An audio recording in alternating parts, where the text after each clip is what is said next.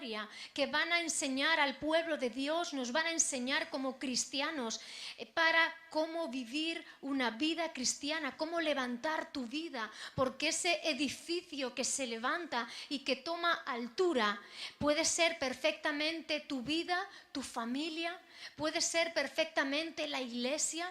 Estamos hablando de levantar vidas y corazones, sembrando en ellos ¿el qué? La verdad de la palabra de Dios. El hombre camina sin rumbo, turbado y con vacío en su vida porque no tiene a Cristo en su corazón, porque no hay un sentido, no hay una meta, no hay un propósito. Y si el hombre no encuentra un propósito, tarde que temprano se termina desalentando. Eso es lo que sucede con gran parte de la sociedad. Cuando uno siente que su propósito en la vida ha terminado, entonces empiezas a envejecer, empieza a sentir que declinas en la vida. De hecho, hay mucha gente que se jubilan y después de la jubilación, como tú no tengas un proyecto de vida, un propósito de vida, hay gente que rápidamente merma físicamente. Por eso es sumamente importante que tú y yo nos mantengamos con propósito en el Señor. Una vida cristiana no hay jubilación. Para servir a Dios no hay edad límite. No hay una fecha tope. Conocemos a pastores, predicadores que están siendo bien ancianos y todavía siguen predicando, todavía siguen asistiendo a reuniones y siendo ejemplo y testimonio para muchos jóvenes.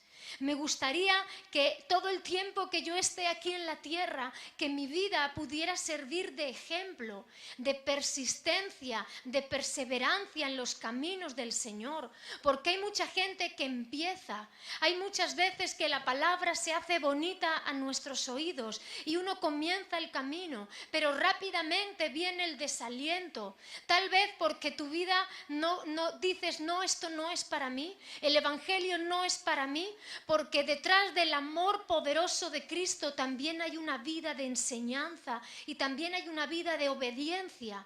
Y cuando obedeces es cuando viene la bendición de Dios a tu vida. Mas hay personas que cuando llega el momento de la obediencia se resisten y hay obstinación en el corazón, hay rebeldía en el corazón. Rebeldía es cuando uno no se somete a lo establecido. En medio de la juventud, cuando eres joven, yo recuerdo en 16, 17 años, es como todo ¿y por qué? La pregunta principal a los padres y a aquellos que son padres todavía de niños, quizás ya lo estén haciendo, pero cuando llegan a esa adolescencia y a esa juventud, todas sus preguntas empiezan ¿y por qué? ¿Y esto y por qué? Todos son interrogantes y hay una rebeldía innata en el hombre que se revela a lo establecido. Durante mucho tiempo en mi juventud el Señor me llevaba a leer el libro de Jeremías. El libro de Jeremías, profeta Jeremías, es un libro fuerte de leer en la Biblia, porque Jeremías está como todos los profetas del Antiguo Testamento estuvieron constantemente reprendiendo a un pueblo que primeramente caminaba cerca de Dios, pero rápidamente se olvidaban de sus ordenanzas, se olvidaban de Dios, se olvidaban de guardar su palabra, y los profetas eran voceros que con un amor ferviente a Dios y con una compasión, libro de Lamentaciones. Pocas veces he leído yo Lamentaciones porque es puro lamento y es un libro escrito por el profeta Jeremías. Era su lamento de ver a un pueblo que se alejaba de Dios, que se apartaba de Dios y tenía que profetizar el inminente cautiverio, porque la única forma que Dios tenía de enseñar a su pueblo era que entrara en esclavitud y en cautiverio. El castigo no viene como muchas personas dicen, uy, esto Dios me ha castigado. Dios no castiga a nadie, en Él no habita el castigo, pero dice la palabra, la Escritura, que la propia maldad alcanza al hombre y la propia maldad es la que castiga nuestras vidas. Y en esta tarde yo quiero hablarte de permanecer donde Dios te ha puesto y no regresar atrás.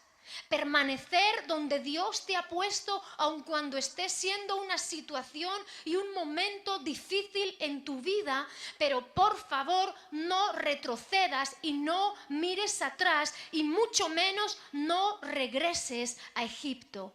Quiero explicarte este concepto porque lo que voy a predicar gira en torno a una enseñanza de no regresar a Egipto. Si tú lees el Antiguo Testamento, tú vas a ver que el eje principal del pueblo de Israel fue el tiempo de esclavitud en Egipto. Por causa de desobediencia, cuando entran a la tierra prometida, Canaán, el pueblo de Dios va a entrar 400 años en esclavitud, subyugado por los egipcios.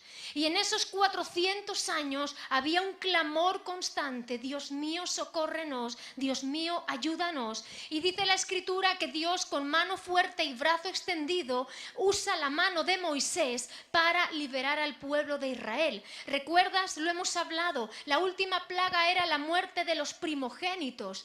Cuando el Señor dice: tú no vas a dejar salir a mi pueblo, he aquí todos los primogénitos, desde las bestias del campo hasta la misma casa de Faraón, todo primogénito morirá. Manda al pueblo de Israel que en esa noche un cordero sea matado y con él y con la sangre del cordero el dintel de la puerta sea marcado. Y cuando pasa el ángel de la muerte, dice que todos los primogénitos murieron en Egipto, excepto los hogares donde el dintel de la puerta estaba marcado con la sangre del cordero. Para el pueblo judío, celebrar la Pascua significa la liberación de la esclavitud. Para el pueblo cristiano traído al tiempo de hoy, ese cordero que tenían que matar con la sangre del cordero simboliza a la sangre preciosa derramada en la cruz del Calvario. Para un judío es la liberación de la esclavitud. Para un cristiano simboliza salir del pecado y de la muerte y venir a una vida nueva y restaurada por Cristo.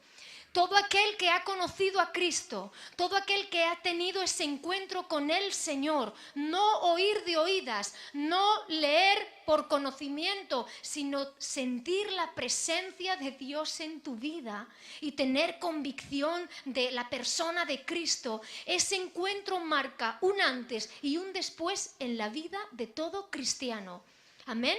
Y quiero que te quedes con esta parte central de la Escritura. Amén. Lo que es no regresar a Egipto. Porque regresar a Egipto simboliza regresar a una vida de pecado y de desorden. No a los ojos de este mundo, porque créeme que, y tú y yo lo sabemos, que a los ojos de este mundo, cuanto peor hagas, cuantas más mujeres tengas, voy a hablar muy claramente, perdonadme, cuanto más hombres te acuestes, con más mujeres te acuestes, mejor. Cuanto más mientas, mejor. Cuanto más encubras la realidad de tu vida, mejor. La gente vive con máscaras, la gente vive con una apariencia de vivir una vida buena, cuando la realidad es que el pecado consume nuestras vidas. Y muchas veces tú y yo vamos a ir contracorriente a este mundo, porque mientras tú te vas a guardar en santidad y en amor y tratando de guardar la palabra de Dios, vas a tener a un mundo que te va a decir: pero vente de copas, vámonos a disfrutar. Pero ¿qué haces ahí metido en casa? Tú tienes que salir y divertirte. Esa es la realidad del mundo, que salgas, que disfrutes y el carpe diem, que vivas el día a día sin pensar en el mañana. Pero la realidad, iglesia, es que tú y yo necesitamos alinearnos a la palabra de Dios y vivir una vida que le sirva a Dios y que ame a Dios. El profeta Jeremías, su ministerio comienza en el 625 a.C. Su función y su papel es sumamente duro porque es un chaval joven. Dios le llama siendo joven y no se sabe muy bien el significado de su nombre, pero se le conoce como el profeta llorón porque lloraba por el pueblo de Israel. Lloraba porque se había apartado el pueblo tanto de Dios. Y Dios comienza a hablarle y le dice: Jeremías, yo te conocí desde antes del vientre de tu madre, y yo te llamé y te santifiqué para que fueras testimonio ante las naciones. Aún antes de que este hombre hubiera nacido, ya estaba en el corazón de Dios levantar a un hombre para que hablara a su pueblo. Tu vida y mi vida, antes de estar en el vientre de nuestra madre, ya estaba preparada para amar y para servir a un Dios verdadero. ¿Cómo es posible que haya ese temor de Dios en mi vida? ¿Cómo es posible que sin yo haber tenido una Biblia a mi alcance, siempre haya tenido un cierto temor de Dios? Muchas veces no lo sabemos, pero es Dios alcanzando tu vida, y en el día precioso, en el día perfecto, venimos a los pies de Cristo. Aun cuando hayamos llevado una vida torcida, pecaminosa y ajena a los ojos de Dios, pero en el día en que la palabra de Cristo es predicada y tú, viendo muchas veces la miseria que vives, vienes a los pies de Cristo. Y la vida de Jeremías, en Jeremías 1:6, dice: Señor, he aquí no sé hablar porque soy un niño. Y en el versículo 7 dice: no digas soy un niño, porque a todo a lo que yo te envíe vas a ir, y todo lo que yo quiera que tú digas y que yo te mande, tú vas a hablar. Y le dice en el versículo 10 de Jeremías 1:10, y este es un llamado, iglesia, fuerte para nuestras vidas. Mira que te he puesto en este día sobre naciones y sobre reinos, para arrancar y para destruir, para arruinar y para derribar, para edificar y para plantar. El profeta Jeremías es levantado, y fíjate que hay 4 verbos que nos están hablando de derribar: arrancar, destruir, arruinar, derribar. Señor, ¿cómo que tú me envías? ¿Cómo que tú mandas arrancar? Tú sabes, un agricultor, antes de la siembra y antes de una gran cosecha, va a tener una extensión de tierra, y ¿sabes lo que tiene que empezar a arrancar?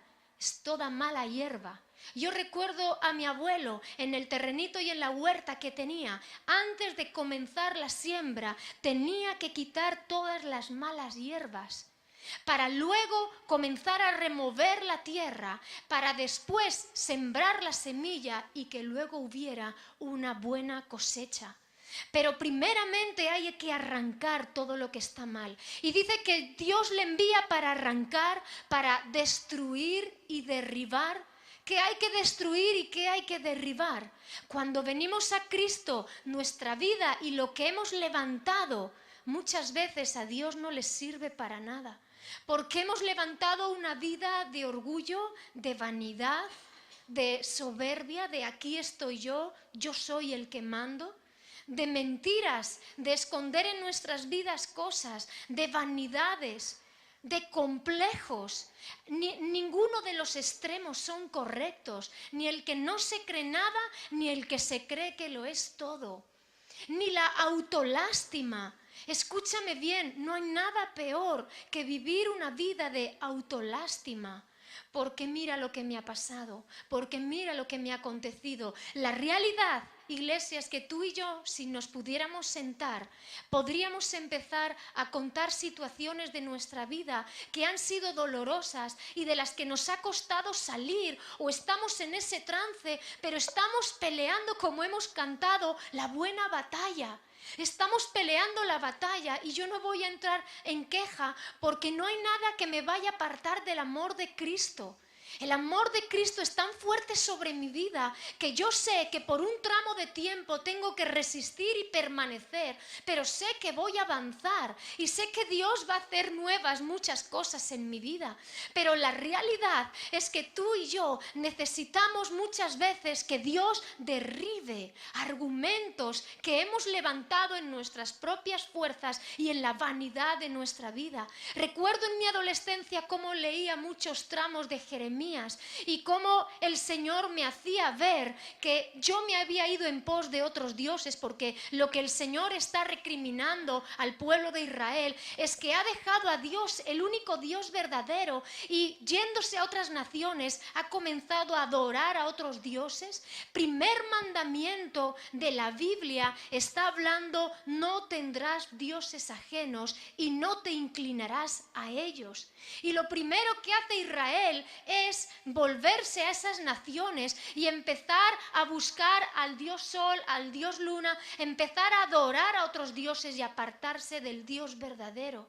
Hoy en día, ¿cómo tú y yo podemos tener dioses ajenos?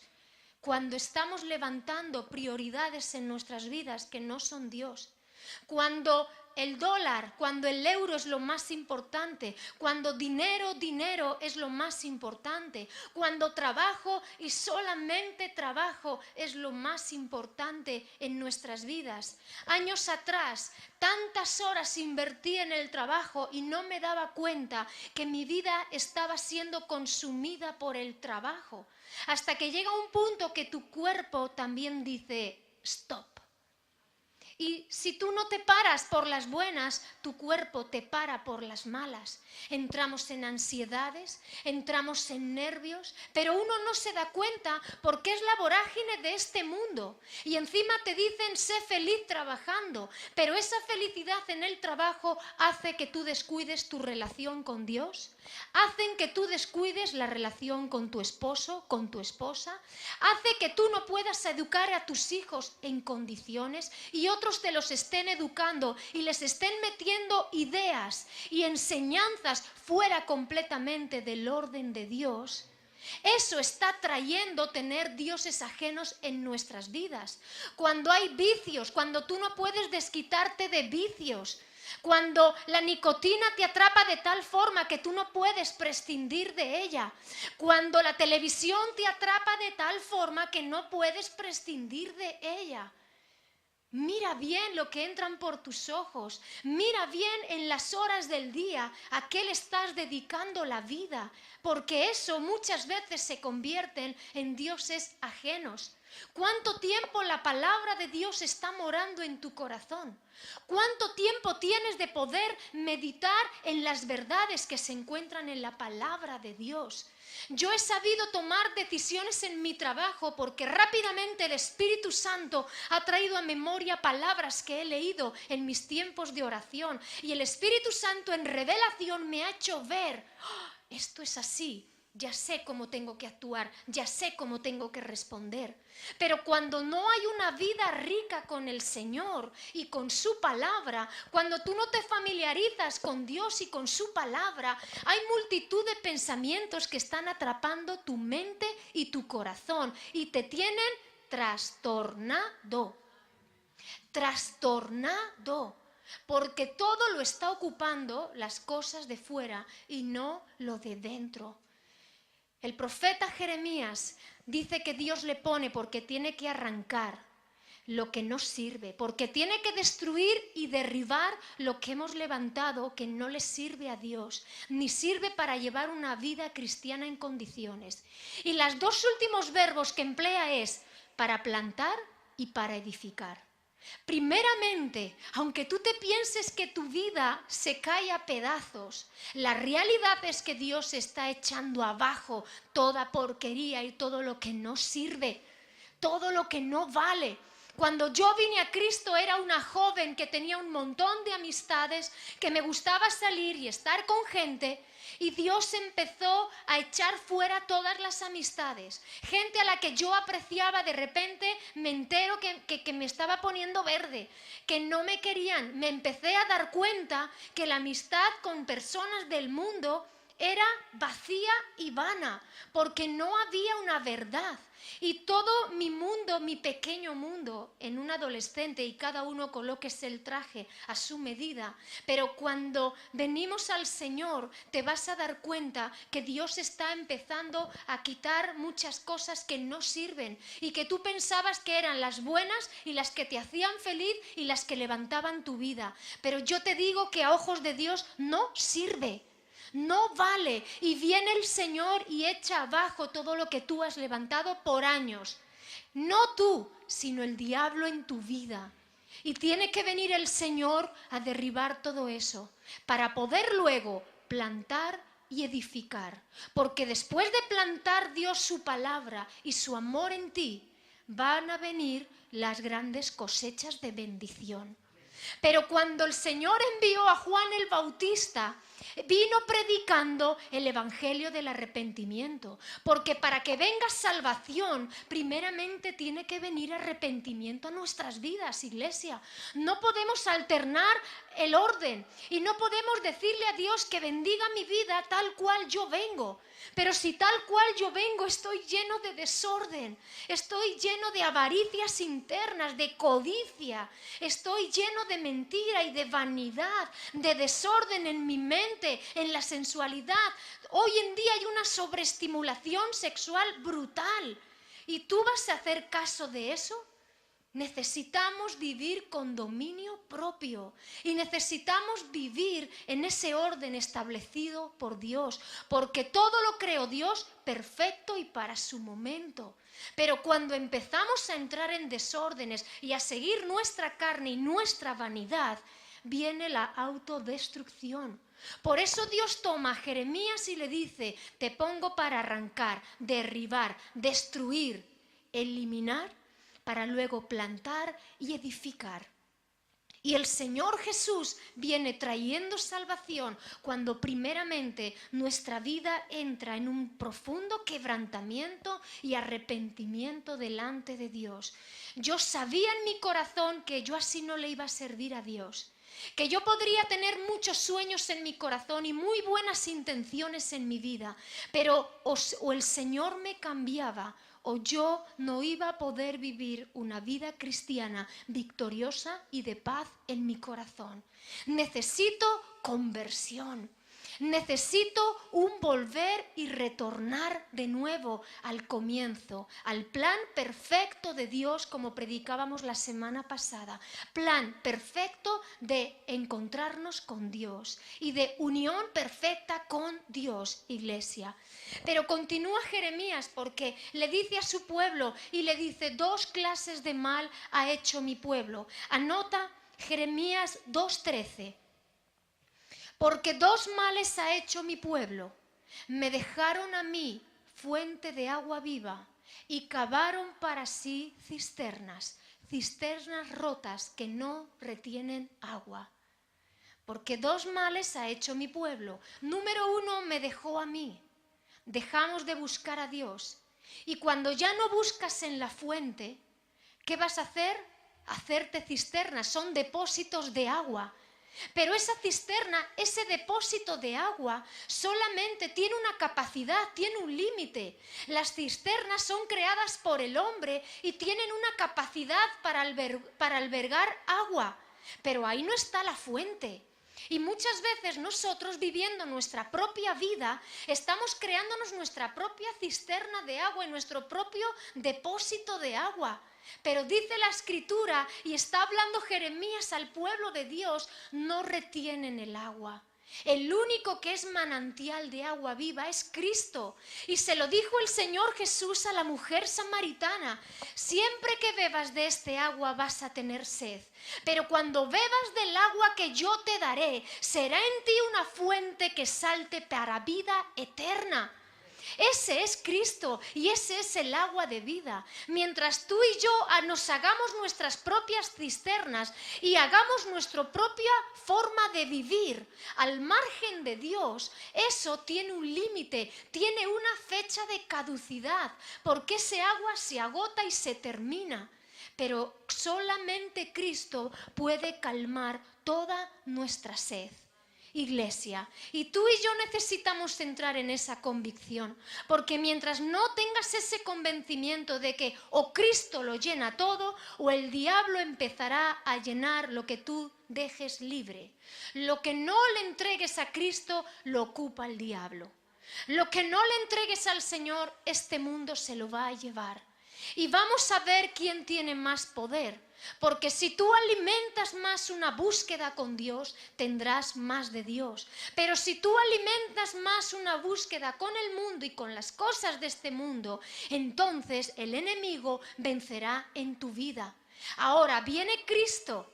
Y dice la palabra de Dios que aun cuando el diablo viene para hurtar, matar y destruir, Cristo viene para echar abajo toda obra del enemigo.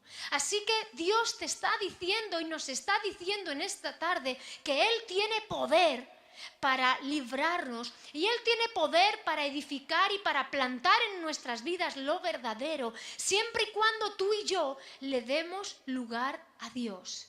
Amén. Ven conmigo a Jeremías 42, porque hay aquí un relato. Lo vamos a leer.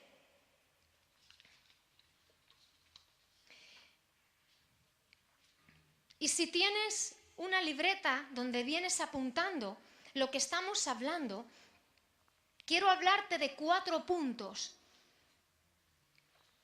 Pido al Señor que abra nuestra mente y nuestro corazón para entender las verdades que hay en su palabra. Amén. Oro mucho al Señor para que la iglesia entre en un convencimiento. No podemos limitar las enseñanzas a una charla, a una motivación para que salgamos de aquí contentos. Necesitamos la enseñanza de Dios en nuestras vidas. Y la enseñanza de Dios, iglesia, nos va a doler, te va a irritar, porque yo me enfadaba con Dios y yo le decía, pero ¿por qué tú me estás diciendo a mí esto? ¿Pero en qué te he dejado yo? ¿Pero si yo voy a la iglesia? ¿Pero si a mí me gusta cantarte? Pero yo no le había entregado mi corazón. Lo más grande de mi vida, la fuente de mi vida, no estaba siendo Cristo, lo estaban siendo otras cosas en mi vida. Me divertían más otras cosas que la presencia de Dios. Y hasta que no me di cuenta de que o amaba a Dios con todo mi corazón y hacía de Cristo mi vida, o yo no le iba a conocer de verdad. Mi vida se iba a convertir en una vida religiosa, como la de cualquier persona. Y eso, iglesia, es perdición. Quédate con 4 puntos. Rogar a Dios, comprometerse en verdad y con lealtad a obedecer a Dios. La respuesta de Dios en mi vida, la advertencia de Dios en mi vida y último punto, la soberbia del hombre. Son estos 4 puntos. Ruego a Dios, comprometerme con la verdad y la lealtad en obedecer a Dios.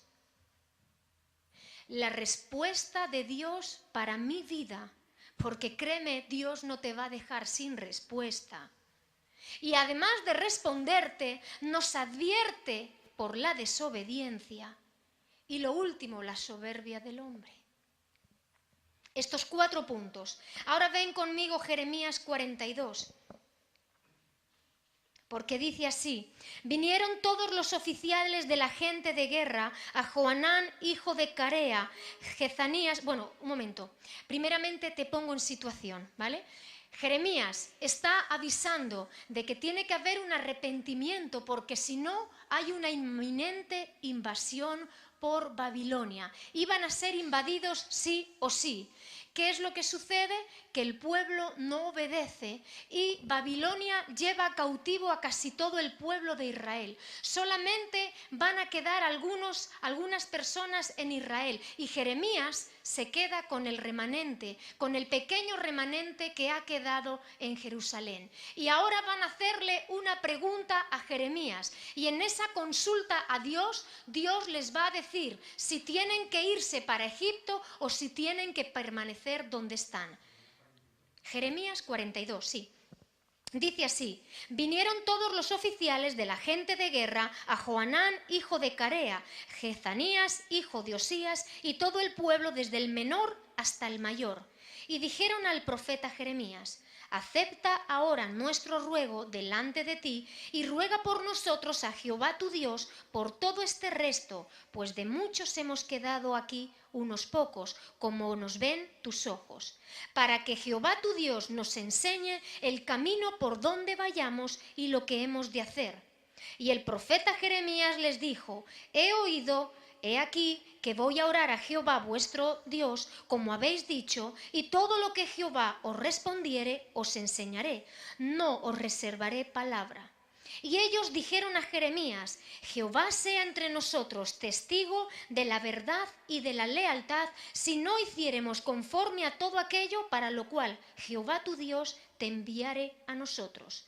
Sea bueno, sea malo, a la voz de Jehová nuestro Dios, al cual te enviamos, obedeceremos, para que obedeciendo a la voz de Jehová nuestro Dios nos vaya bien. Aconteció que al cabo de 10 días vino palabra de Jehová a Jeremías, y llamó a Johanán, hijo de Carea, y a todos los oficiales de la gente de guerra que con él estaban, y a todo el pueblo, desde el menor hasta el mayor. Y les dijo: así ha dicho Jehová Dios de Israel, el cual me enviasteis para presentar vuestros ruegos en su presencia. Si os quedareis quietos en esta tierra, os edificaré, y no os destruiré, os plantaré y no os arrancaré, porque estoy arrepentido del mal que os he hecho. No temáis de la presencia del rey de Babilonia, del cual tenéis temor, no temáis de su presencia, ha dicho Jehová, porque con vosotros estoy yo para salvaros y para libraros de su mano. Y tendré de vosotros misericordia, y él tendrá misericordia de vosotros, y os hará regresar a vuestra tierra.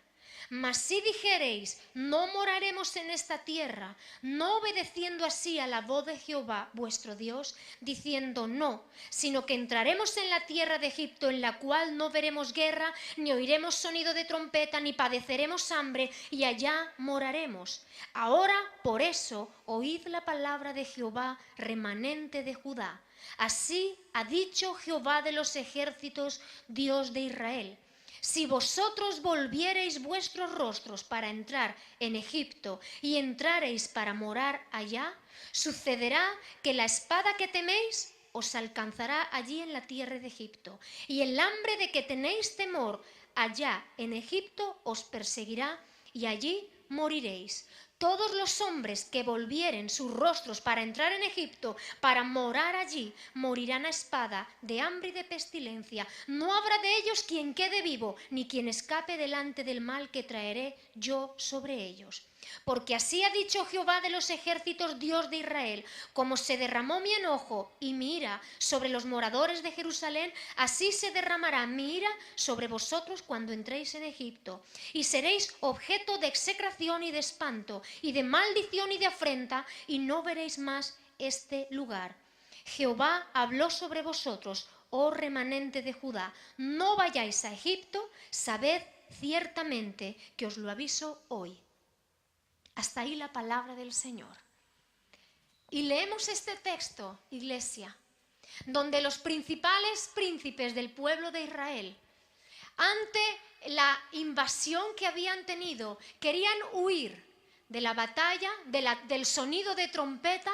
Antiguamente, para anunciar la batalla, había un hombre que tocaba la trompeta fuertemente para avisar al pueblo que batalla venía. Así como ahora en las guerras de ahora hay como sirenas que anuncian bombardeos. En aquel tiempo era el sonido de una trompeta, y el pueblo de Israel quería huir de esa situación, y era un momento de trance, y entran y dicen: vayamos a consultar a Dios. Como cuando tú y yo estamos en un momento y en una situación difícil en nuestras vidas. Porque ¿cómo aplicamos las situaciones de guerra en el Antiguo Testamento a una vida diaria, a mi vida? Puedo estar pasando por batallas y situaciones difíciles, y voy a comenzar a pedirle a Dios dirección, como hace el pueblo de Israel. Y llamaron a Jeremías para pedirle dirección y que Dios les dijese el camino que tenían que andar.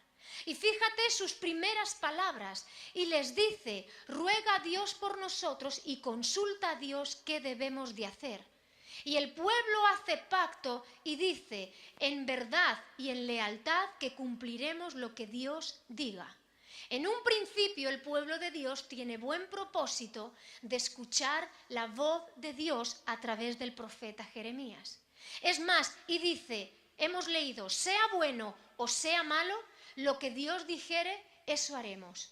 Y así venimos muchos de nosotros, iglesia.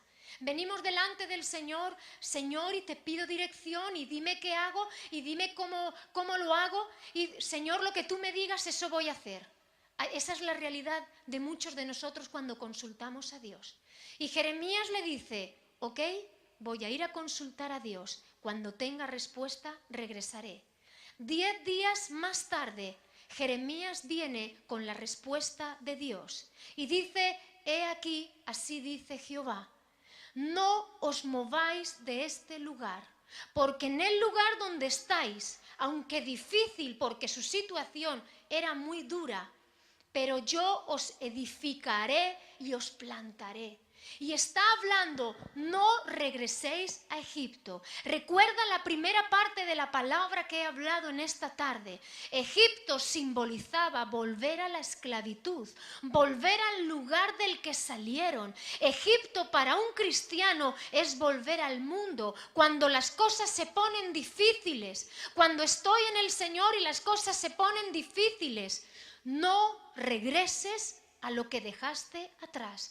No regreses al mundo, no regreses al pecado, no regreses a tomar malas decisiones. Mantente, porque Dios dice, permaneced y ahí vais a ser edificados.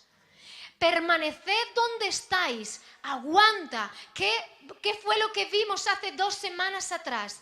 Os es necesaria la paciencia para que habiendo hecho la voluntad de Dios obtengáis la promesa.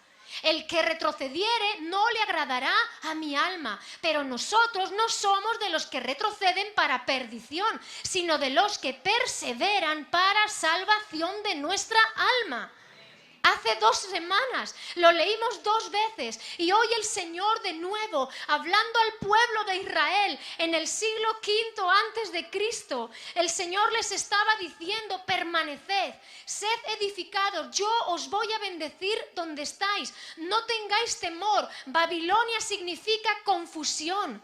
Babilonia era una invasión que había tenido el pueblo de Dios y era en medio de gran confusión, pero Dios dice, no tengáis temor ni a este mundo, ni a las situaciones de este mundo, porque he aquí yo voy a poner mi misericordia sobre vosotros y nadie os hará daño.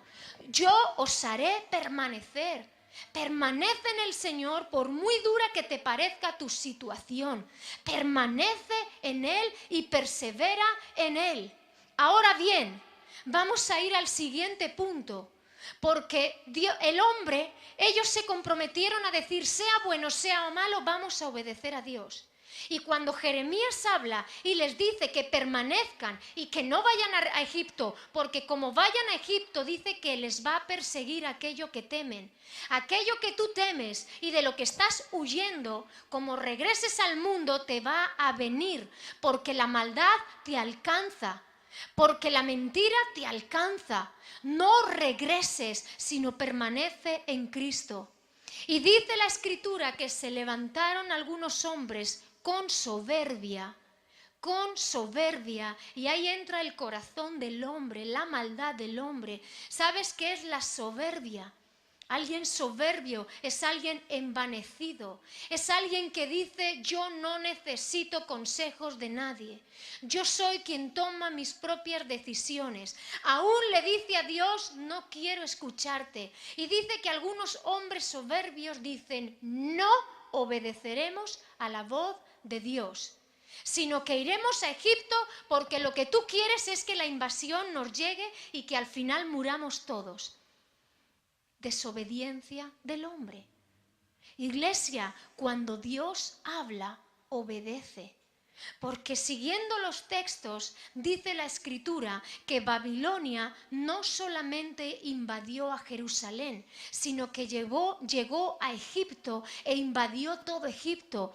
Todo el mundo babilónico y Asiria invadió todas aquellas zonas. Y lo que temía el pueblo de Dios les llegó sí o sí. El mal que temí, eso me vino. ¿Y sabes por qué te viene y por qué te alcanza el mal? ¿Por qué te persigue el mal? Porque si no obedecemos al Señor, el diablo al final nos atrapa. La mentira nos atrapa. La vanidad de la vida nos atrapa. Tú dices, no puedo estar peor. puedes estar mucho peor. Porque fuera de Cristo, la caída libre es imparable. Es así, hermanos. Y Dios me habló ya en mi adolescencia y Dios me mostraba, Gema, o tú me sigues de corazón o tú no vas a ver vida. Y entró en mí ese temor, no miedo, pero sí ese temor santo de empezar a guardarme, de empezar a apartarme de amistades que yo sabía que no me beneficiaban en nada. Porque el mundo, al contrario, te pincha para que te metas en su mismo rol. Porque fastidia que tú no vayas a su mismo ritmo. Porque el que peca quiere que todos pequen. Porque el que miente quiere que todos mientan. Y cuando tú te mantienes en integridad, ¿y por qué no te echas novio? Pues échate novio. Pues tú, con lo guapa que eres, Gema, tú podrías estar con quien quisieras. Y tú, con lo joven que estás y lo bien que te mantienes. Vanidad de vanidades. Si Dios no trae lo perfecto, si Dios no edifica tu vida y tu casa, estamos perdidos. Terminaremos en lo peor, iglesia. Por eso es tan importante que tú y yo permanezcamos donde Dios nos ha puesto. Es duro, porque el Señor primeramente viene para arrancar, derribar, destruir, arruinar. Señor, me has arruinado la vida. Hay un vídeo de un joven que en YouTube que pone Jesús me arruinó la vida. Y tiene un doble sentido, porque lo que vino a hacer es echar abajo toda la vida que él llevaba y fue levantado por el Señor. Era un joven que vivía en drogas. Era un joven que vivía en un montón de vicios y vacío por completo, pero conoce a un amigo que hacía casi un año que no había visto y ve a ese joven y le ve distinto y transformado. Y ese joven se había convertido a Cristo y comenzó a hablarle. Y este joven también entró en una conversión tremenda con el Señor. Por eso tú y yo decimos, buah, esta persona no va a creer en Dios nunca. No va a entregar su vida a Cristo nunca. Quien menos te piensas que va a venir a los pies de Cristo, viene a los pies de Cristo. Y quien más suave que tú piensas que es, porque esta persona es tan buena, los buenos no van al cielo. El cielo está lleno de pecadores que han sido lavados con la sangre preciosa del Cordero. Ese es el cielo. Y los que se creen tan buenos, hay muchos últimos que van a ser primeros y muchos primeros que se tendrán que ir a la última fila. O quizás ni entren siquiera, solamente Dios lo sabe. Pero tú y yo necesitamos vivir una vida de conversión verdadera. ¿Sabes? Siempre Dios trae sanidad y medicina, porque Jeremías, estando en su mayor angustia, estando preso en el patio de la cárcel, en otro capítulo le está diciendo, Señor, aquí no ha quedado nadie, aquí esta ciudad ha quedado completamente destruida, de aquí no se ha salvado nadie. Y estaba leyendo en otra parte donde dice, luego te lo digo, yo traeré sanidad y medicina, yo los voy a limpiar, yo los voy a sanar y esta ciudad que tú ahora mismo ves desierta va a ser de nuevo habitada. Y Dios siempre detrás de una advertencia y de la desobediencia, cuando tú y yo volvemos nuestro rostro al Señor, Él trae sanidad y medicina. Y lo que tú piensas que es irrecuperable, lo que tú piensas que aquí ya no hay nada que hacer, viene el Señor haciendo nuevas todas las cosas. Pero pídele a Dios que derribe lo que tenga que derribar, que arranque lo que tenga que arrancar y que eche abajo todo lo que está estorbando de tu vida. Porque así es imposible que lleguemos a Dios. Y en medio de un arrepentimiento viene salvación poderosa de Dios. Amén. Vamos a ponernos en pie.